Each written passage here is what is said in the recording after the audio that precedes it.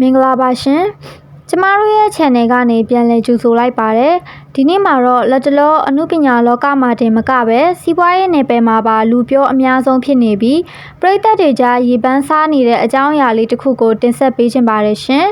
အဲ့ဒါကတော့တခြားသူမဟုတ်ပါဘူးမြင်ရသူတိုင်းကိုအေဂျင့်စေတဲ့အပြုံးချွချိုလေးတွေကြောင့်အပြုံးမင်းသားလေးလို့တင်စားခေါ်ဝေါ်ကြတဲ့မင်းသားချောစမ်းရည်မိုးရဲ့ပွဲတက်ပုံရိပ်တွေပဲဖြစ်ပါတယ်ရှင်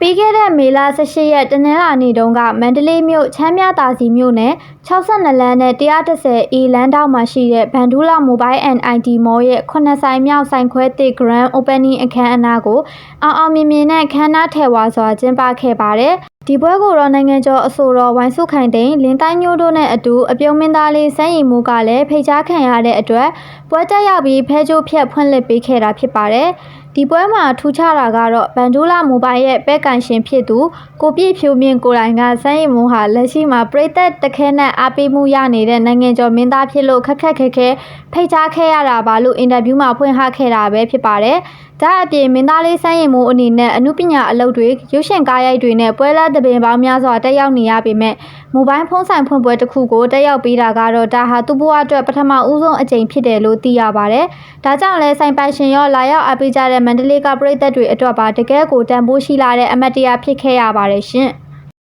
မင်းသားလေးစမ်းရည်မိုးဟာတရုတ်ဆောင်ပိုင်းမှာတင်မကပဲလူမှုဆက်ဆံရေးနဲ့လုပ်ငန်းရှင်တွေအပေါ်ထားတဲ့စေတနာမှာပါတကယ်ကိုလေးစားဖို့ကောင်းတာကိုတွေ့ရပါတယ်ပုံမှန်အားဖြင့်အရှိန်အဝါကြီးတဲ့မင်းသားတယောက်ကအခုလိုဖုံးဆိုင်ဖွင့်ပွဲမျိုးကိုတိတ်မတက်ဖြစ်ကြပေမဲ့စမ်းရည်မိုးကတော့ဖော်ရည်ပြူငါစွာနဲ့အကောင်းဆုံးပူးပေါင်းကူညီပေးခဲ့တာဟာသူ့ရဲ့စိတ်ထားကောင်းကိုပြသနေတာပါအခုလိုမျိုးစမ်းသစ်တဲ့ပွဲတက်မှုပုံရိပ်တွေကြောင့်စမ်းရည်မိုးရဲ့အမှုပညာအရှိန်အဝါဟာ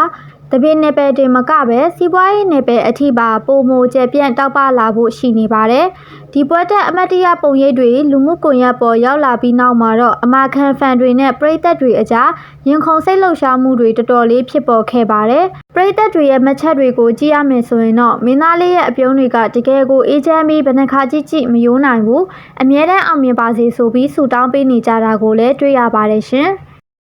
ကဲပရိသတ်ကြီးရောဗန်ဒူးလာဖုံးဆိုင်ဖွင့်ပွဲမှာချစ်ဆက်ဖွယ်အပြုံးတွေနဲ့ဝင်းရံသူတွေကိုဖန်ဆားခဲ့တဲ့မင်းသားလေးစမ်းရည်မိုးရဲ့ပွဲတက်ပုံရိပ်လေးတွေအပေါ်ဘယ်လိုမြင်ကြလဲရှင်မင်းသားလေးအတွက်အားပေးစကားတွေကို comment မှာရေးပေးခဲ့ကြပါအောင်ရှင်အနုပညာရှင်သတင်းတွေကိုအမြဲကြည့်ရှုဖို့ကျမတို့ရဲ့ channel ကိုလည်း like နဲ့ subscribe လုပ်ထားဖို့လည်းမမေ့ပါနဲ့အောင်ရှင်နောက်ဗီဒီယိုမှာပြန်ဆောင်ကြပါမယ်အားလုံးပဲတာယာတဲ့နေ့လေးဖြစ်ပါစေရှင်